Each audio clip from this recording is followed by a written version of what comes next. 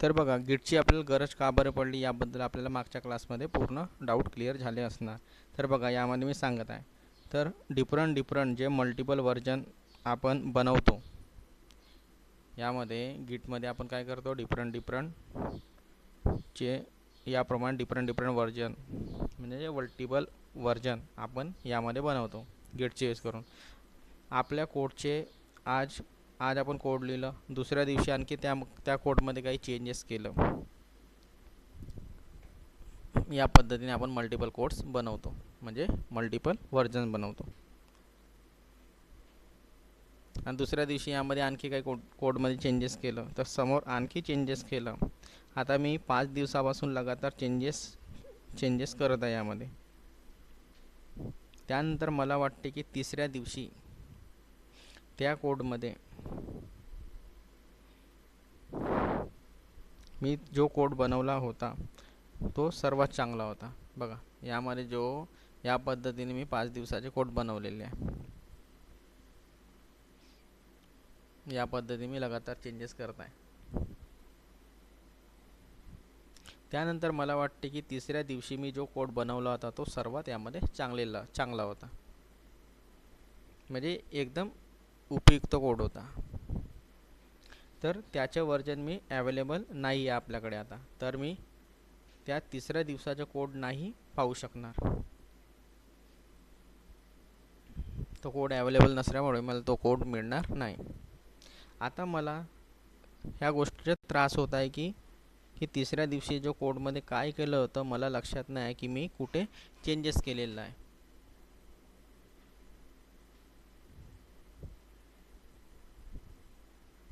कारण की तो व्हर्जन मला मिळत नाही, तर आता मला माहिती नाही की तो कोड मी कुठे चेंजेस केलेला आहे. परंतु आपण याचे व्हर्जन बनवून ठेवले आहे, तर काही टेन्शन नाही आहे. आपल्याला तिसऱ्या दिवशीचे व्हर्जन आपल्याला मिळून जाणार की मी त्या तिसऱ्या दिवशी ह्या प्रकारचं काम केलं होतं.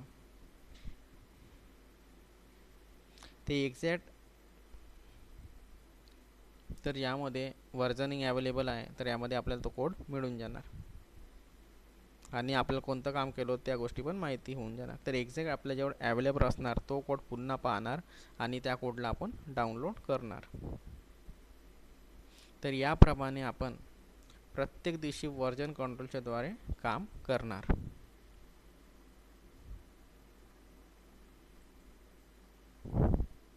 तर या पद्धतीने आपण डे 1 डे 2 या प्रमाणे वेगवेगळे कोड लिहित राहणार.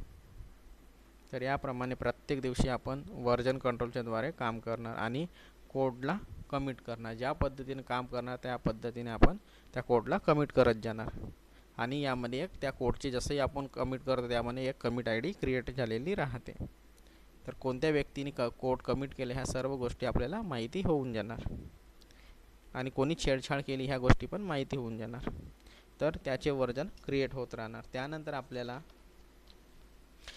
ज्या दिवसाचं जो पण व्हर्जन पाहायचे आहे तो आपण यामधून पुश करून घेऊ शकतो आणि आपल्याजवळ येऊन जाणार, म्हणजे पुल करणार. जो पण आपल्याला कोड पाहिजे त्याला आपण पुल करणार रिपॉझिटरी मधून.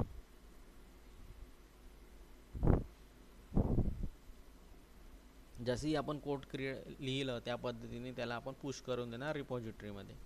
आणि अगर आता आपल्याला कोणतं कोड पाहिजे तर त्या कोडला आपण पुल करणार, म्हणजे डाउनलोड करणार. तर तो त्या व्यक्तीने जो पण काम केलं असेल तो कोड आपल्याजवळ येऊन जाणार पुल केल्यानंतर. त्यानंतर आपण यावर फ्युचरमध्ये त्या कोडवर काम करू शकतो. तर गिटमध्ये काही टर्म आहेत ज्यांना आपल्याला डिस्कस करायचं आहे यामध्ये. त्याच्या पहिले यामध्ये दोघाचे जो डिफरन्स आहे त्याबद्दल आपण पाहून घेऊया की सेंट्रलाइज अँड डिस्ट्रीब्युटेडमध्ये बेसिक डिफरन्स काय आहे CVCS अँड DVCS मध्ये. तर बघा लक्षात ठेवा, पुश म्हणजे अपलोड करणे आणि पुल म्हणजे डाउनलोड करणे. पुश म्हणजे ढकलणे, अपलोड करता त्या कोडला काम झालं तर रेडी झालेलं आहे तर पुश करतो आणि आता आपल्याला काम करायचं आहे त्या कोडवर, त्याने काय केलं तर आपण त्याला पुल करणार. तर बघा यामध्ये डिफरन्स लिहून दिलेला आहे CVCS आणि DVCS. In CVCS a client need to get a local copy of source from source the changes and commit those changes to central source on server. त्याचं काय मिनिंग होतं, म्हणजे प्रत्येक वेळी क्लायंटला म्हणजे क्लायंट सर्व्हर मॉडेल असतो, यामध्ये सर्व्हरमधून प्रत्येक वेळी कॉपी घेणार, त्या कोडवर काम करणार आणि सर्व्हरमध्ये अपलोड करून देणार. त्याच्या स्वतःजवळ त्या कोडची काही कॉपी नाही राहणार. तो जो पण काम करणार तो सर्व्हरमध्ये अपलोड करून देणार, जो पण अपडेट करणार तो सर्व्हरमध्येच अपडेट करणार. त्याला प्रत्येक वेळेस सर्व्हरसोबत कनेक्ट असणं गरजेचं आहे त्या कामाला करण्यासाठी. आता DVCSमध्ये बघू. In DVCS each client can be a local branch repository, म्हणजे local repo as well and have a complete history on it. A client need to push the changes to branch which will then be push to server repository. म्हणजे यामध्ये ब्रँचची गोष्ट करत आहेत किंवा local repository म्हणा, एकच यामध्ये गोष्ट आहे. परंतु मी यामध्ये लोकल रेपोजिटरी लिहून देतो, तर याच्याजवळ सर्व डेटा जो आहे आपल्या लोकल स्टोरेजमध्ये पण अवेलेबल आहे. जो काही रेपोजिटरीमध्ये असणार, CVCS या DVCS या दोन्ही जागी सेंट्रल रेपोजिटरीमध्ये राहते. तो गिटअप यामध्ये आपण यूज करत आहात. याच्याजवळ काही लोकल कॉपी पण राहते, तर याला डिपेंड नाही राहायच्या यामध्ये त्या स्टोरेजवर, तर त्याच्याजवळ आपली स्वतःची एक कॉपी राहते आहे. तर क्लायंट पहिले आपल्या चेंजेसला ब्रँचमध्ये पुश करतो किंवा कमिट करतो लोकल रेपोजिटरीमध्ये, आणि त्यानंतर तो त्यांना पुश करून देतो सर्व्हरवर. आता सेकंड पॉईंट बघा. CVCS system are easy to learn and setup. CVCSला समजणं किंवा शिकणं खूप इझी आहे इन कंपॅरिझन टू DVCS, कारण याचे जे कोड आहे ते कॉमन असतात आणि खूप सिम्पल असतात. DVCS system are difficult to beginners, multiple commands need to be remembered. म्हणजे जेव्हा की यामध्ये आपल्या कोडला काही वेगळ्या कमांड्स किंवा कोडला लक्षात ठेवावं लागणार, परंतु एवढं डिफिकल्ट पण नाही आहे यामध्ये. बघा. तिसरा, working on branches is difficult in CVCS developer after faces merge conflict. तर बघा, CVCS ब्रँचमध्ये काम करणं डिफिकल्ट आहे, आणि DVCS working on branches is easier in DVCS developer faces less conflict. तर परंतु DVCSमध्ये काम करणं खूप इझी आहे. CVCSमध्ये कॉन्फ्लिक्ट याचे चेंजेस खूप जास्त. कॉन्फ्लिक्ट म्हणजे एक व्यक्ती एक कोड बनवलं, दुसऱ्या व्यक्तीने एक कोड बनवलं, तेव्हा या दोघांना एक कोडमध्ये अटॅच करते म्हणजे मर्ज करतो, तेव्हा यामध्ये कॉन्फ्लिक्ट येतो, एरर जास्त येतो. सेम कोड राहिला तर एरर येतो. परंतु DVCSमध्ये ह्या गोष्टी खूप कमी होऊन जातात. CVCS system do not provide offline access. CVCS मध्ये विना इंटरनेटने यामध्ये काम नाही करू शकत, कारण आपल्याला प्रत्येक वेळी सेंट्रल सर्व्हरसोबत कनेक्ट असणं गरजेचं आहे. तर हा सर्वात मोठा डिसॲडव्हान्टेज आहे. इंटरनेट नाही आहे तर CVCSमध्ये काम बंद आपण आपलं कोड नाही लिहू शकणार. जे पण काम करत आहे ते सेंट्रल सर्व्हरसोबत कनेक्ट होऊन करत आहे, तर यामध्ये खूप डिफिकल्ट आहे. DVCS system are working file on offline mode as a client copies the entire repository on their local machine. DVCSमध्ये असं नाही आहे. आपल्याला यामध्ये हार्ड डिस्कमध्ये काम करायचे आहे, आपल्याला हार्ड डिस्कमध्ये चेंजेस होत आहे, आपल्याला सेंट्रल सर्व्हरमध्ये काही अपलोड करायचे आहे, तर ते आपल्यावर डिपेंड आहे, कारण सर्व चेंजेस आपल्या हार्ड डिस्कमध्ये स्टोअर आहे लोकल रेपोमध्ये. कमी कॉन्फ्लिक्ट यामध्ये येतात. यामध्ये ऑफलाईन मोडमध्ये काम करता येतो, कारण इंटर रेपोजिटरी कॉपी आपल्या लोकल रेपोजिटरीमध्ये असते. तर ह्या आता आपल्याला थर्ड आणि फोर्थ पॉईंट यामध्ये समजलं असणार की कशा पद्धतीने काम केले जाते की CVCS आणि DVCSमध्ये. आता फिफ्थ पॉईंट बघूया. CVCS is slower as every command need to communicate with server.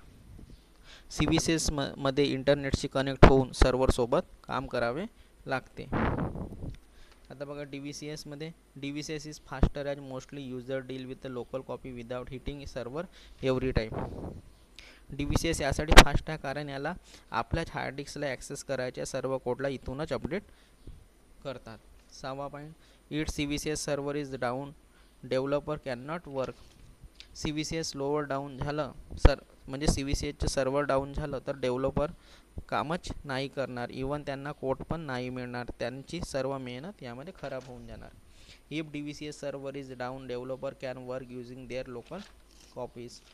तर बघा, परंतु DVCSमध्ये हा सर्व्हर डाऊन होतो, तर डेव्हलपर पुन्हा त्या कॉपीला जेव्हा सर्व्हर अप होणार पुन्हा अपडेट करून देणार आणि पूर्ण डेटा सेंट्रल रेपोजिटरीमध्ये येऊन जाणार. तर हा बेसिक डिफरन्स आहे यामध्ये CVCS आणि DVCSमध्ये.